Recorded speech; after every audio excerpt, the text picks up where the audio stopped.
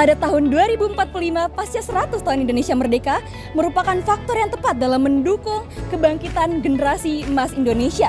Saat ini merupakan saat yang tepat serta krusial bagi pendidikan di Indonesia memainkan peran penting guna memaksimalkan kualitas upaya mewujudkan generasi emas Indonesia. Perkenalkan, nama saya Yustisia Fitri Anggraini, Jawa Timur, Dapil 7. Urgensi akan fasilitas yang layak merupakan kebutuhan yang mendasar bagi para siswa-siswi di Indonesia. Pendidikan di Indonesia masih terdapat kesenjangan, terutama pada sarana dan juga prasarananya. Masih banyak ditemukan kasus mengenai kerusakan serta ketidaklayakan.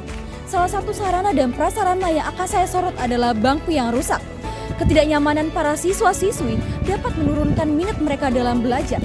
Lalu apa yang akan saya lakukan jika saya terpilih menjadi anggota DPR? Maka yang akan saya lakukan adalah mengoptimalkan pemerataan fasilitas dengan mengadakan program kerjasama yaitu BBM, Bersama Bergerak Maju, yaitu kerjasama yang dilakukan oleh perusahaan dengan pemanfaatan metode daur ulang.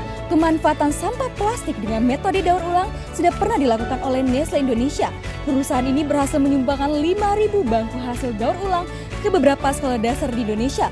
Melihat potensi pergerakan ini, maka akan lebih baiknya jika kita selaku pemerintah melakukan kerjasama dengan para pihak perusahaan, swasta, BUMN, dan multinasional. Tentu berjalannya program ini terhubung dengan 3 fungsi DPR, yaitu legislatif, anggaran, dan pengawas. Tugas legislatif dalam upaya pengoptimalan pemerataan pendidikan telah tertera pada pasal 11 ayat 1 Undang-Undang RI nomor 20 tahun 2003.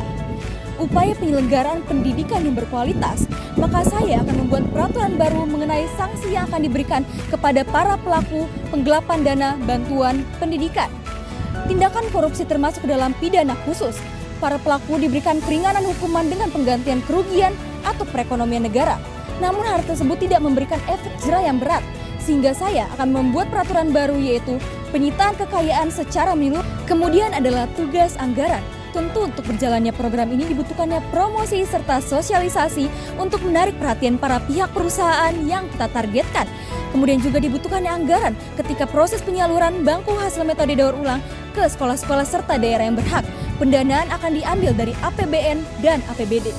Setelah saya menjalankan 2 tugas saya yaitu legislatif dan anggaran, maka saya akan menjalankan tugas saya yang ketiga yaitu pengawasan.